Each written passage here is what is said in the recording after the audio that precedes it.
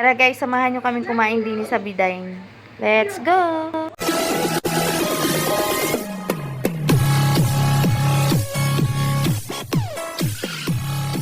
Hey guys! Waiting nga pala sa in-order naming food.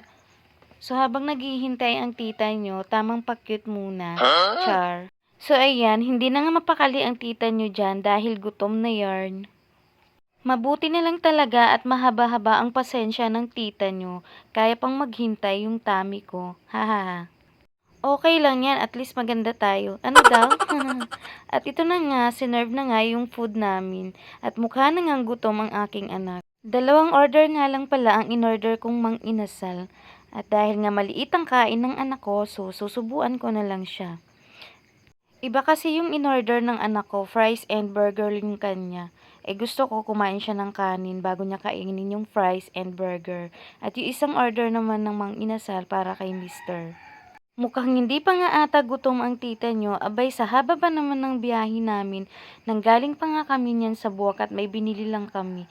So napadaan lang kami dito sa Vidain at para kumain nga ng tanghalian. 2:00 na nga pala ng hapon, so gutom na talaga ang tita nyo. Parang may bubuyog nga sa right side ko, sabi niya magdasal daw muna kami bago kumain. Kaya naman nagpray muna kami bago kumain. Grabe, sulit talaga ang inasal nila dito. Bukod sa malaki na, kuhang-kuha pa ang lasa ng mga inasal nila. Kaya naman binabalik-balikan ng mga client nila, lalo naman kami. Pasimple na nga sumubo ang tita nyo. Pakyut pa nga niyan. Malaki talaga ako sumubo pag nasa bahay ako. Ha. Nakasimangot na nga dyan yung anak ko, hindi ko daw siya sinusubuan. Mahirap pala yung ganito, yung may sinusubuan ka tapos ikaw hindi ka na makakain dahil inuuna mong subuan ang iyong anak. Ipakita ko lang si Mister sa inyo, baka magtaka kayo kung nasaan si Mister ha. So ayan, na nakita niyo na si Mister. Mapapalaki talaga ang kain mo dito with matching halo-halo. Masarap talaga yung halo-halo nila dito, hindi tinipid sa sahog. Actually, order talaga ng anak ko yung halo-halo. So, tinikman ko lang kung masarap ba. Umalis na nga yung anak ko, sabi niya bakit ko daw inuubos. Dahil nga, sinisipon ang tita nyo, so isa lang yung in-order ko. Tumikim lang ako. Mag-focus na nga lang ako sa kinakain ko. Ibalik ko na lang sa'yo yung halo-halo mo. O, sa'yo na. At baka abutin pa nga ng topak, baka hindi natin kayanin. Ha? Inayos ko nga lang at baka mabubo. Sayang kasi. Saka matatapon sa damit niya.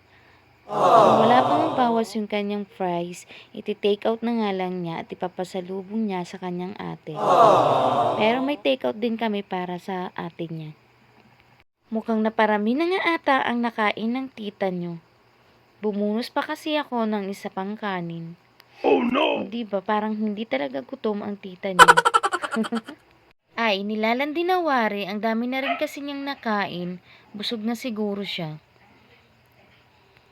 So, ayan guys, kakatapos nga lang namin kumain, maglalakad-lakad lang kami ng konti para matagtag ang aming kinain. At may nakitilili na nga rin at gaya-gaya pa sa akin.